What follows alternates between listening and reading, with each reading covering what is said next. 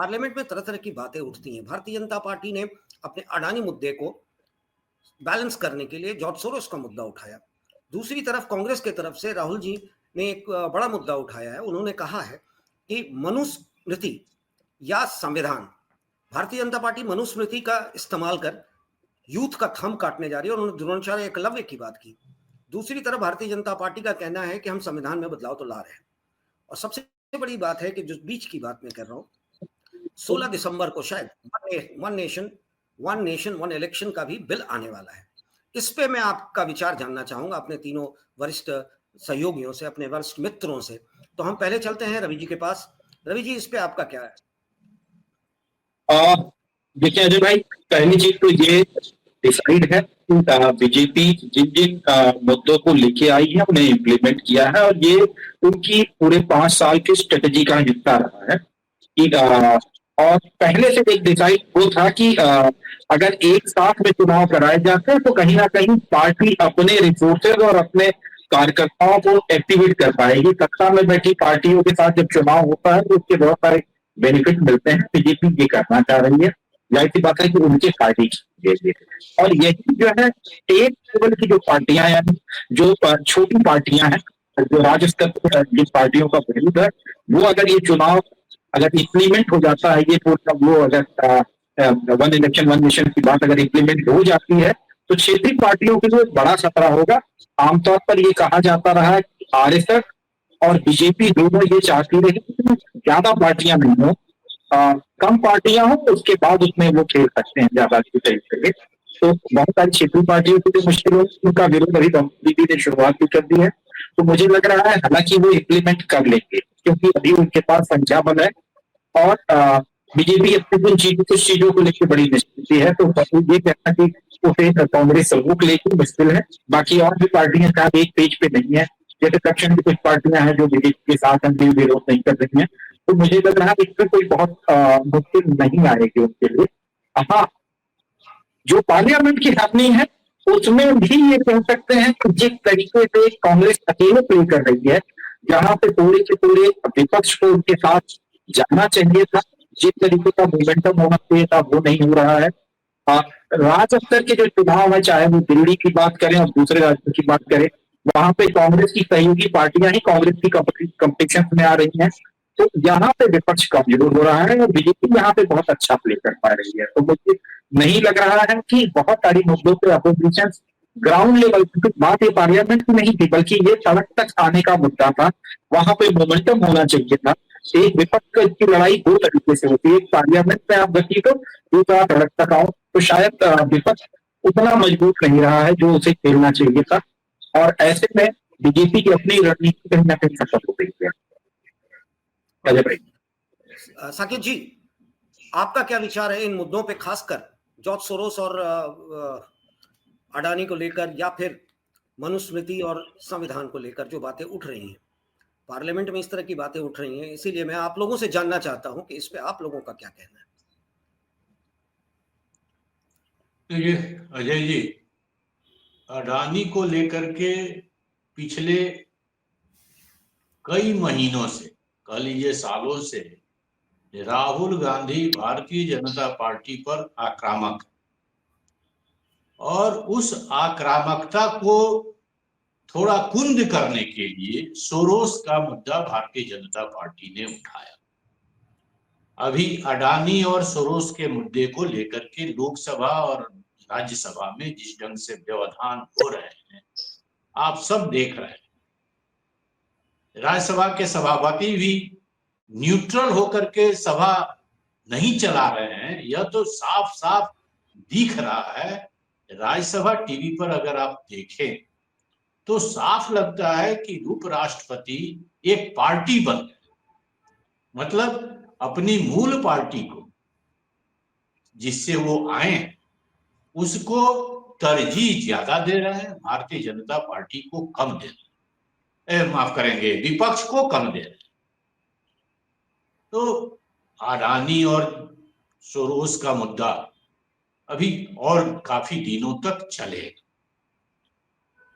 जहां तक आपने सवाल किया जो अभी आपने जो आदरणीय साकेत जी बोल रहे थे और इसके पहले जो रवि जी ने कहा, मैं उससे सहमत हूँ। जो भारतीय जनता पार्टी अपने तमाम रणनीति को सही ढंग से इस्तेमाल कर रही है। दूसरी बात है, जो वायदे उन्होंने किए, देखिए उनका संविधान में विश्वास नहीं है, इसको उन्होंने छुपाया नहीं। उनके लोग समय समय पर, चाहे वो हेगड़े हो या जो हो, वो अपना वक्तव्य देते रहे थे। तो वो तो उनके पास संख्या बल नहीं है, नहीं तो कब का वो भी परिवर्तन पूर्ण रूप से हो जाता। लेकिन चूंकि संविधान को समाप्त करने के लिए जरूरी नहीं है कि कोई घोषणा की जाए कि आज संविधान को समाप्त किया जा रहा है। उसके तमाम जो अलग अलग प्रावधान है, उसको एक एक करके अपने ढंग से उसकी व्याख्या करके और उसको तोड़ मरोड़ कर अपने स्तर पर भारतीय जनता पार्टी किस तरह से प्रस्तुत करती है, उसी में वो संविधान के कई प्रावधान उड़ जाएंगे और संविधान का मूल स्वरूप समाप्त हो जाएगा। तो इसमें दो राय नहीं है। अब प्रश्न उठता है कि विपक्ष क्या कर रहे हैं। विपक्ष के समक्ष दो रणनीति होनी चाहिए थी, एक संसद के अंदर और दूसरा संसद के बाहर। बेहतर तालमेल जरूरी था, क्योंकि भारतीय जनता पार्टी कोई छोटी मोटी पार्टी नहीं है, या ऐसा नहीं है जिनको वो एक कोई दल आसानी से पराजित कर दे। तो दोनों चीज की कमी दिख रही है। अडानी का मुद्दा अहम है, इसमें दो राय नहीं है, लेकिन अडानी के मुद्दे के साथ साथ जो अन्य प्रमुख मुद्दे हैं देश के समक्ष, और जिन बातों को राहुल गांधी जी ने बहुत ही जोर शोर से उठाया था, चाहे वो जाति जनगणना हो या नीट का इश्यू था जिसमें बेईमानी झलक रही थी, दिख रही थी लोगों को, जिस पर कुछ भी नहीं हुआ। अग्निवीर का इश्यू था, मुसलमानों के वक्फ बोर्ड कानून को जो परिवर्तन किया जा रहा है उससे रोकने का एक आश्वासन था, किसानों को एमएसपी दिलवाने का आश्वासन था, और रोजगार सृजन बढ़े।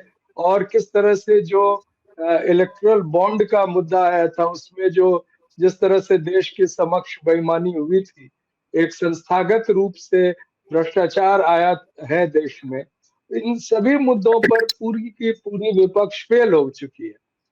उनका कोई न संसद के अंदर न संसद के बाहर कोई स्थिति झलकती है। संसद के अंदर तो वो अच्छे अच्छे भाषण आते हैं और उनके लिए लोगों का एप्रिसिएशन भी रहता है, लेकिन उन पर कोई निचोड़ नहीं निकलता, यानी कि the issue is not clinched. उन मुद्दों पर कोई उन समस्याओं का कोई समाधान नहीं दिखता है देश के सामने।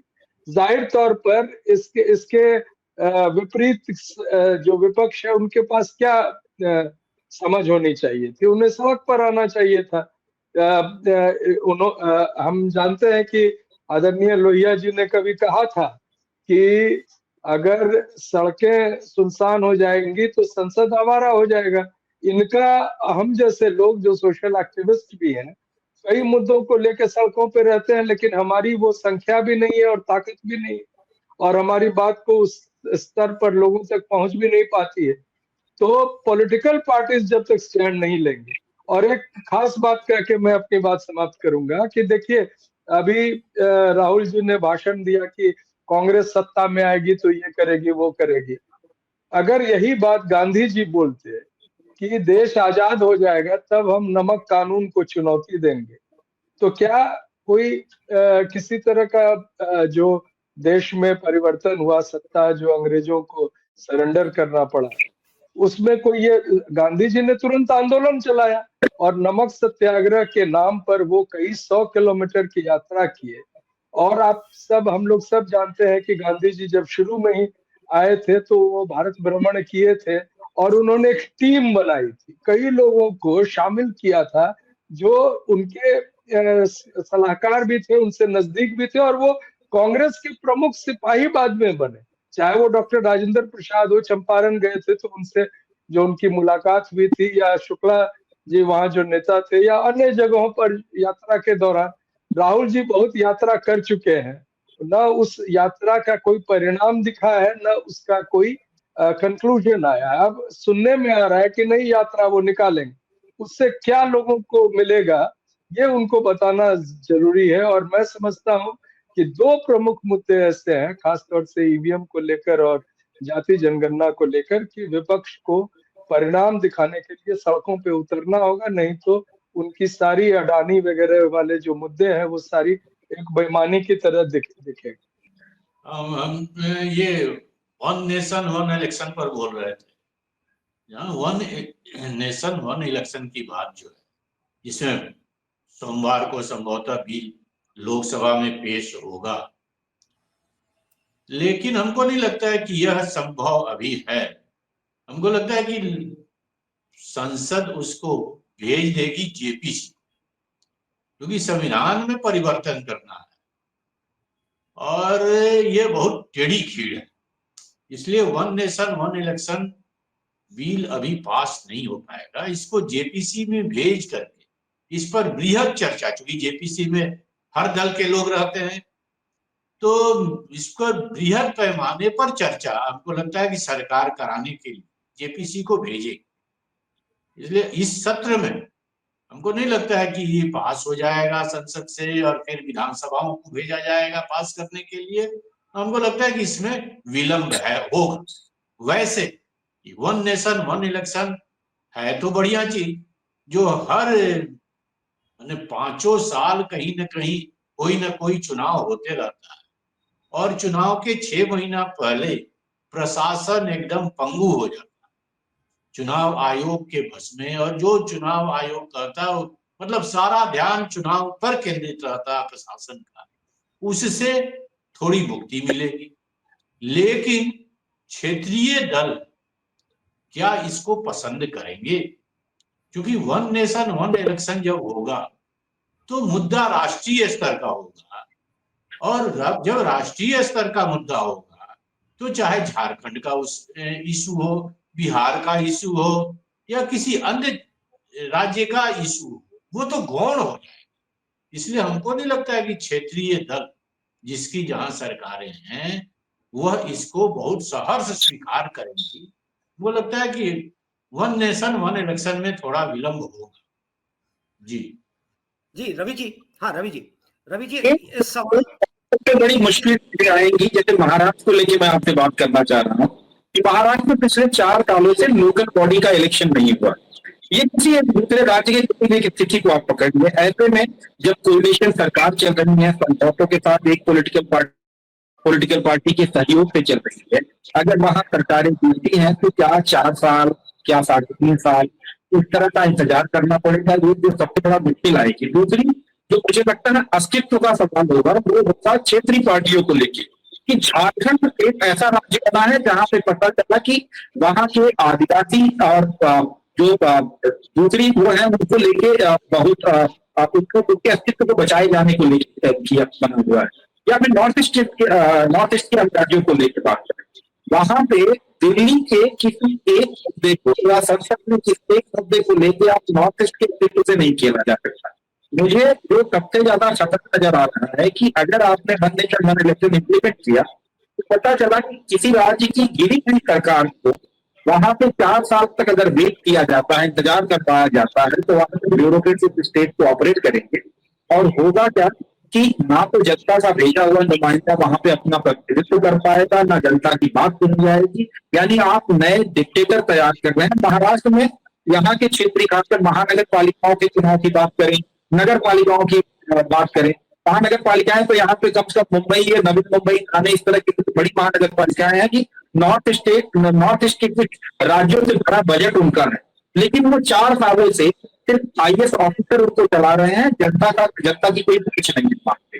तो ये मुश्किल जो है वो ग्राउंड लेवल पे आएगी, खासकर जब आप एक गणराज्य की बात करते हैं।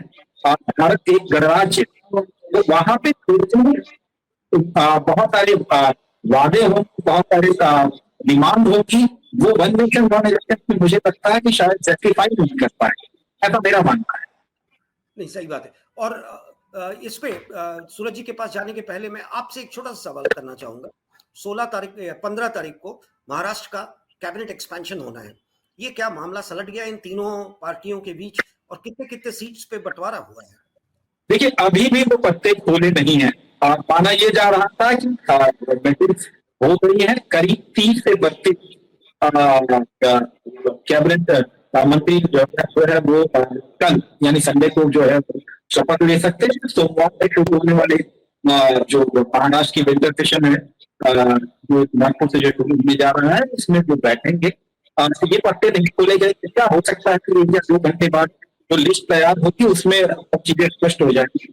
लेकिन ये है कि इस बार जो बीजेपी है यानी अगर हम बीजेपी से ज्यादा मैं कहूंगा देवेंद्र फडणवीस, उनकी पूरी चल रही है और वो अपने मन कर रहे हैं। यानी यहाँ पे ऐसा नहीं है कि दिल्ली से आया हुआ फरमान पूरी तरह से एक्सेप्ट कर रहे हैं। इस बार वो मजबूत स्थिति में है, शांति के साथ है। तो कुछ चीजों को जैसे केंद्र को की जाएगी, जैसे अर्बन डेवलपमेंट मिनिस्ट्री की बात की जा रही है, लेकिन बहुत बड़े बड़े पोर्टफोलियो सबके सब बीजेपी के हिस्से में रहेंगे और वो ज्यादातर जो है वो देवेंद्र फडणवीस के करीब के लोगों को दिया जा रहा है। ये जो खबरें दे आ रही है थोड़ी देर पहले तक। अच्छा सूरज जी, जाते जाते हम आपसे एक छोटा सा सवाल और पूछेंगे और वो मेरा सवाल बड़ा क्लियर है राहुल जी का, जिन्होंने कहा कि सावरकर की याद दिला दी उन्होंने पार्लियामेंट के अंदर, मनुस्मृति की याद दिला दी उन्होंने पार्लियामेंट के अंदर, ये कहते हुए कि संविधान बदलने की जो कोशिश हो रही है, भारतीय जनता पार्टी की ये कोशिश है कि वो मनुस्मृति को ही मानकर चलते हैं आरएसएस की तरह, आरएसएस और बीजेपी फॉर दैट मैटर। संविधान को अगर छुआ गया तो पूरे देश में हंगामा शुरू हो जाएगा। पर सही बात है, सड़क पे क्यों नहीं आते? नहीं, वो देखिए, कांग्रेस पार्टी ने रायपुर अधिवेशन में एक रेजोल्यूशन पास किया जिसके तहत वो अपने पार्टी के संगठन में जो दलित, पिछड़े, आदिवासी, अल्पसंख्यक महिलाओं को एक उचित प्रतिनिधित्व देने का वादा किया। आज तक वो वायदा पूरा नहीं हुआ है। कांग्रेस पार्टी जो चल रही है उसमें एकमात्र जो शासन में वहां है उनका नाम केसी वेणुगोपाल है, और जो पार्टी दलित अध्यक्ष का दम्भ भरती है वहां भी जो उनके सलाहकार है अध्यक्ष प्रणब झा है, और इस तरह से वो पार्टी जो संसद में कहती दिखती है वो खुद अपने पार्टी के अंदर उस चीज को न प्रस्तुत कर पाई है न दिखा पाई है। जहां तक सवाल है कि संविधान को तो कई बार छुआ जा चुका है। संविधान के तहत ही अभी जितने अन्याय हो रहे हैं इस देश में, बुलडोजर चल रहा है, सुप्रीम कोर्ट के आदेश के बावजूद चलता है। जब संविधान के तहत ही जो दिल्ली विश्वविद्यालय जैसे जगहों पर आरएसएस ने तमाम नियुक्तियों में अपने लोगों को जो अक्षम है, अयोग्य है, उनको भी ले आया है, पीएचडी के प्रावधान को खत्म कर दिया है, कई सारे ऐसे कर दिए हैं। तो आरएसएस का वहां बोलबाला है, आप उसको कुछ चुनौती नहीं दे पाए, न शिक्षा में दे पाए हैं। अग्निवीर में आपने आश्वासन दिया था देश के बेरोजगार युवाओं को, वो आश्वासन आपने पूरा नहीं किया। तो किस दम पर आप कहते हैं कि अगर संविधान छुआ जाएगा तो सड़कों पे ये बहेगा? अरे सड़कों पर तो नेतृत्व देने वाला कोई है नहीं, और ये निरंकुश जो शासन है उसके सामने नपुंसक विपक्ष नजर आ रही है। तो इनके बात में कोई दम नहीं है। ये जो कह रहे हैं अगर वाकई में इनमें दम रहता एक दिन, और मैं व्यक्तिगत रूप से ये बात राहुल जी को बोल चुका हूं कि आपने कहा कि देश के 73% प्रतापगढ़ में भाषण दिया था उन्होंने कि देश के 73% जनता सोई हुई है। मैंने उनसे पूछा था कि आप कैसे जानते हैं कि सोई हुई है? आप सोए हैं की जगह है, क्या आपने देश को बताया? क्या आपने कोई कॉल दी? क्या आपने कहा कि जाति जनगणना के लिए मैं 2 किलोमीटर यात्रा करूंगा, पूरा देश मेरे साथ चले? अगर देश आपके साथ नहीं खड़ा होगा तो देश सोया हुआ। अगर आप कहेंगे कि बेरोजगारों की स्थिति, किसानों की स्थिति, युवाओं के लिए, छात्रों के लिए हम एक दिन का भूख हड़ताल करेंगे और पूरा देश मेरे साथ करे, अगर वो नहीं करेंगे तब आप कहिएगा कि देश सोया हुआ है। तो ये बात है। और जहां तक 1 नेशन एंड 1 इलेक्शन की बात है, ये भारतीय जनता पार्टी ध्यान भटकाने के लिए कर रही है। भारतीय जनता पार्टी चुनावी प्रक्रिया पर पूरी तरह मैनिपुलेट कर चुकी है। किसको वोटर बनाना है, किसको वोटर लिस्ट से निकालना है, से लेकर ईवीएम और वीवीपीएटी का किस तरह से इस्तेमाल करके कौन किसको कहाँ जिताना है, किसको हराना है, ये सारी चीजें हो रही है और विपक्ष कुछ नहीं कर पा रही है। राहुल जी ने अपने न्याय यात्रा के समापन में महाराष्ट्र में कहा था कि कैसे नहीं चुनाव आयोग दिखाएंगे हमें ईवीएम, और चुनाव आयोग ने कहा हम नहीं दिखाएंगे, और उनके जो चुनाव के जो कमिश्नर है वो 3-4 शेरो शायरी, घटिया किस्म की शेरो शायरी पूरे देश को सुना रहे थे, और उसका जवाब ये लोग नहीं दे पाए हैं। तो इसलिए बहुत निराशाजनक स्थिति है। और जो सर ने कहा कि ये पास कर पाएंगे कि नहीं, कि बिल्कुल पास कर लेंगे, आप देखिएगा। ये वन नेशन वन ये करेंगे। महिला आरक्षण का किया ना पास, उसमें SC ST को उन्हीं के कोटा में से दिया, ओबीसी को ठेंगा दिखा दिया, कुछ नहीं दिया। कौन कौन विपक्ष एक लाइन भी बोला? और वो अभी लागू नहीं हो रहा है, लेकिन भारतीय जनता पार्टी की सोच आगे तक की होती है, वो एक प्लान्ड स्थिति है। इसी तरह वन नेशन का कानून पास कर लेंगे, वो भले इम्प्लीमेंट बाद में होगा। वो स्थिति आज तो ये है कि कश्मीर में एक साथ नहीं चुनाव करा सकते हैं, झारखंड में चरणों में चुनाव कराते हैं, और वो ये बात तो बिल्कुल हास्यास्पद है। पूरा देश जानता है कि आप वन नेशन वन एजुकेशन नहीं कर पाए। आप वन नेशन वन जो लीगल सिस्टम या जो जिस तरह से महिलाओं की रक्षा होनी चाहिए या अन्य कमजोर वर्गों वो नहीं कर पाए, तो क्या ये आप कह रहे हैं? लेकिन ये होगा, क्योंकि विपक्ष बिल्कुल धाराशाही हो चुकी है, इनके पास कोई नीति नहीं है और न ही इनके पास नैतिकता बची है कि ये मुकाबला कर सके। जी सर। जी रवि जी, क्या आपको लगता है कि सत्ता निरंकुश? मुझे बिल्कुल एक बात मुझे बहुत अच्छी लगी कि जितना हम ब्लेम खासकर सत्ता में बैठे हुई पार्टियों को दे रहे हैं, मुझे लगता है उससे कम जिम्मेदार विपक्ष नहीं है।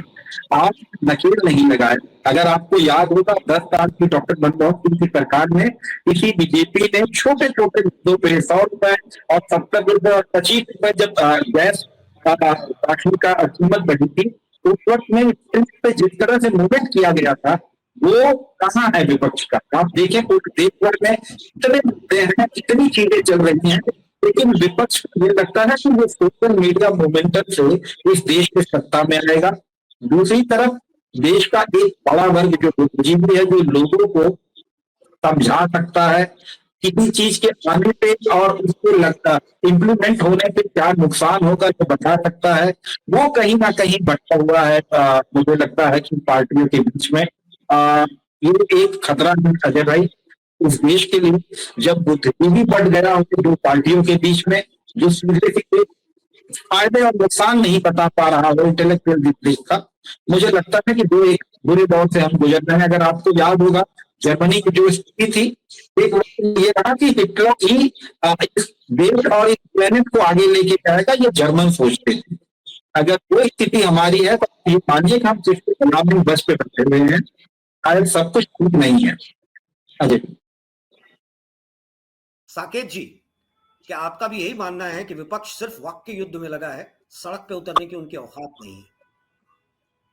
अजय जी, अब हमेशा कहते रहे हैं कि अब विपक्ष हो या सत्ता पक्ष तो ऐस करने के लिए ही सत्ता में जाता ही है। विपक्ष भी जो है ना, अब संघर्ष करने का मादा खो चुका है। पुलिस की लाठी, आंदोलन करना नहीं चाहता है, आंदोलन करेगा तो पुलिस की लाठी खानी पड़ेगी, जेल जाना पड़ेगा, जेल में एसी नहीं मिलेगा, सुख सुविधा नहीं होगा। तो अब सुख सुविधा की राजनीति होने लगी है, चाहे वो कोई भी विपक्ष हो।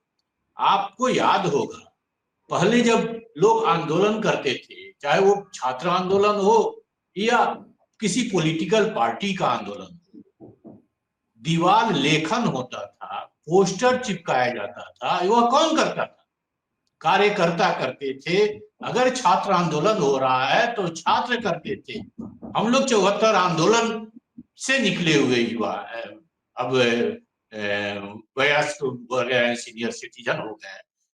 74 आंदोलन में जो हम लोग वॉल राइटिंग करते थे, अपने हाथ से पोस्टर चिपकाते थे, बैनर टांगते थे, आज वह सब के लिए एजेंसी हायर हो गया। मतलब कोई कार्यकर्ता अब अपने हाथ से दीवार लेखन नहीं करना चाहता, पोस्टर चिपकाना नहीं चाहता। एजेंसी हायर हो गया, एजेंसी को पैसा दे दीजिए और अमुक अमुक क्षेत्र में उसको आदेश कर दीजिए कि अमुक अमुक क्षेत्र में हमको वॉल राइटिंग कराना है, अमुक अमुक क्षेत्र में पोस्टर चिपकाना है, बैनर चिपकाना, एजेंसी कर दे। क्योंकि पोस्टर चिपकाने में आपको रात भर जगना होगा, बैनर टांगने में रात में जगना होगा, यह अब सुख सुविधा त्यागना होगा उसके लिए। तो कोई भी पॉलिटिकल पार्टी, चाहे वो छात्र नेता से लेकर के और पॉलिटिकल पार्टी तक, कोई सुख सुविधा त्यागना नहीं चाहता। और उसी का कारण है कि कोई बड़ा आंदोलन आज तक फिर 74 के बाद से, 1974 के बाद से कोई बड़ा आंदोलन नहीं हुआ जो सरकार बदलने का की मांगता है। वीपी सिंह के समय बदला, लेकिन आंदोलन कोई बहुत बड़े पैमाने पर नहीं हुआ। तो जब तक आंदोलन नहीं करेगा विपक्ष, तब सुख सुविधा की करते रहेगा, भोग सुख सुविधा का भोग करते रहेगा, तब तक भारतीय जनता पार्टी को सरकार से हटाना मुश्किल। राहुल गांधी न्याय यात्रा पर निकले थे, पैदल चले, हजारों किलोमीटर पैदल चले, और उसके बाद लोकसभा चुनाव के समय संविधान संविधान संविधान संविधान की प्रति लेकर के पूरे देश में, तो उसका एक फायदा लोकसभा चुनाव के समय में उनको हुआ। जो 400 पार की भारतीय जनता पार्टी कह रही थी, वो 240 पर सिमट गई।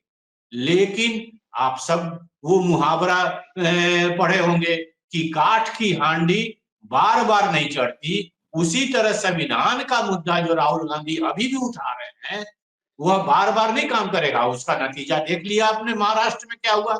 महाराष्ट्र में भी लाल किताब संविधान का लेकर के पूरा प्रचार करते रहते थे, भारतीय जनता पार्टी आई तो संविधान बदल देगी, संविधान बदल देगी। अरे आप लोकसभा में उसका फायदा उठा चुके, अब कोई नया मुद्दा तलाशिए राहुल गांधी जी। जब तक आप पुराने ढर्रे पर चलते रहेंगे कोई फायदा नहीं होगा। आंदोलन कीजिए, आंदोलन का मुद्दा है नहीं। एक अच्छी बात है, हालांकि अभी क्लैश होगा, हमको लगता है कि भाई बहन नहीं, प्रियंका गांधी संसद पहुंची। कल आपने जो प्रथम संबोधन लोकसभा में सुना होगा, और ये क्लैश होगा अभी। हालांकि हमने 25 साल पहले, 22-23 साल जरूर हो गए होंगे, लिखा था कि अगर सोनिया गांधी पुत्र मुंह छोड़ करके अपनी पुत्री को आगे बढ़ाने का काम करें तो कांग्रेस तेजी से, क्योंकि इंदिरा गांधी का अक्स प्रियंका गांधी में दिखता। कल भी, अभी कल लोकसभा या उसके पहले चुनाव प्रचार के दौरान जिस ढंग से प्रियंका गांधी के स्पीचेज होते रहे हैं, एकदम लगता था कि इंदिरा गांधी बोल रही। तो राहुल गांधी के ये बूते नहीं है कि कांग्रेस पार्टी को वो आगे बढ़ा सके, लेकिन मैडम सोनिया गांधी अभी भी लगी हुई है। इसका नतीजा हुआ, आप देख रहे हैं कि लगातार धीरे धीरे राज्य नहीं आ पा रही। सोनिया जी शायद पुत्र मुंह से बाहर नहीं आ पा रही हैं। सूरज जी कुछ कहना चाह रहे थे आप? हाँ जी, नहीं वो अभी सर जो बोल रहे थे, दो बातें हैं। पहली बात जो है कि ये निश्चित तौर से विपक्ष आंदोलन की स्थिति में नहीं है, लेकिन ये सरकार जो है, भारतीय जनता पार्टी की सरकार को 3 बार पराजित किया गया। 2 अप्रैल 2018 में जब इन्होंने जो SC/ST कानून को सुप्रीम कोर्ट के आदेश के तहत एक उसके बहाने जब उसको एक तरह से निरस्त करना चाहा, तो स्वतः जनता उठ खड़ी हुई थी और सरकार को झुकना पड़ा, और सरकार ने तुरंत उस कानून को वापस बरकरार रखने के लिए कदम उठाए। इसी तरह 2019 में जब विश्वविद्यालयों में 13 पॉइंट रोस्टर को लागू करके लगभग आरक्षण को समाप्त करने की स्थिति आई, तो हम जैसे लोग और हमारे साथ कई लोग, हम लोगों ने आंदोलन किया, और 5 मार्च 2019 भारत बंद की घोषणा के दिन 4 बजे तक जावड़ेकर साहब जो उस समय शिक्षा मंत्री थे, तुरंत उस घोषणा और उस आदेश को वापस लिया। और तीसरी बार जब किसान आंदोलन हुआ, हालांकि एक लगभग 8-9 महीने तक चला और 800 लोग अपने प्राणों की आहुति दिए, उससे अधिक भी शायद दिए, तो वो उस समय भी सरकार को पीछे हटना पड़ा। लेकिन एक खास बात देखिए, इन तीनों आंदोलन के समय हमारे आंदोलन में तो विपक्ष पीछे से तो थोड़ा सा समर्थन भी दिया था, लेकिन बाकी आंदोलन में, किसान आंदोलन में विपक्ष कहीं नहीं दिखा। तो ये स्थिति है कि आंदोलन तो होगा, ये आंदोलन को रोक नहीं पाएंगे, लेकिन जो रोल, जो भूमिका होनी चाहिए थी विपक्ष की, वो नहीं हो पा रही है। और जहां तक एक कंपैरिजन सर कर रहे थे राहुल जी और प्रियंका जी में, कंपैरिजन अपनी जगह पे है, लेकिन राहुल जी जो मुद्दे उठाए वो निश्चित तौर से देश के सामने गंभीर और सामयिक मुद्दे थे। दिक्कत यह है कि कांग्रेस पार्टी के पास इंफ्रास्ट्रक्चर नहीं है, खुद पार्टी के अंदर शायद उनकी बात को सुनने का, मानने का कई सारे जो पदाधिकारी है, जो उस मानसिकता के हैं, वो तैयार नहीं है। तो उन मुद्दों को आप उठा रहे हैं, तो उसको आगे कैसे ले जाएंगे, उसकी रणनीति होनी चाहिए। इंदिरा जी ने जब अपनी बात रखी थी तो सिंडिकेट जो थी, मोरारजी देसाई और बाकी जो बड़े नेता थे, उनसे बड़ा सिंडिकेट तो कोई नहीं था। इंदिरा जी ने बहुत बखूबी उस समय अपनी बात आगे रखी। पार्टी टूटने की स्थिति में भी खुद को मुख्य पार्टी घोषित कराने में वो उनकी अहम भूमिका रही, और वो लगातार चुनाव जीतती रही क्योंकि जनता के मुद्दों को उन्होंने रिफ्लेक्ट किया था। अभी जो स्थिति है उसमें कई सारी दिक्कतें हैं, और राहुल जी जो मुद्दे उठा रहे हैं, उन मुद्दों को इस तरह से हल्के में उठाकर कोई कामयाब नहीं हो सकता है। उसके लिए गंभीर रणनीति चाहिए और आगे के लिए पार्टी का सहयोग भी चाहिए। सही बात है, सही बात है सूरज जी। आपने और साकेत जी और रवि जी, आप लोगों ने बहुत ही तरीके से और इम्पोर्टेंट इश्यूज को टच किया है। बस खत्म करने, इस शो को एंड करने के पहले मैं 2 ही लाइन कहूंगा। जब सत्ता निरंकुश हो जाए, विपक्ष नपुंसक दिखे, उस स्थिति में आंदोलन ही एक खास हथियार, सिर्फ एक हथियार बच जाता है। उसके लिए जनता को खुद सोचना होगा, सामने आना होगा, ये समझाने के लिए कि क्या है इशू और कहां खड़े हो सकते हैं हम, सत्ता, विपक्ष। जी नमस्कार, बहुत अच्छा लगा आप लोगों से बात करके। इसके साथ ही फिर हम मिलेंगे जल्द ही नए इश्यूज के साथ। और आप हमसे जुड़े रहने के लिए सब्सक्राइब करें YouTube पर, फॉलो करें Twitter पर और लाइक करें Facebook पर। और ज्यादा जानकारी के लिए आपको टाइप करना होगा सिर्फ न्यूज़ नशा।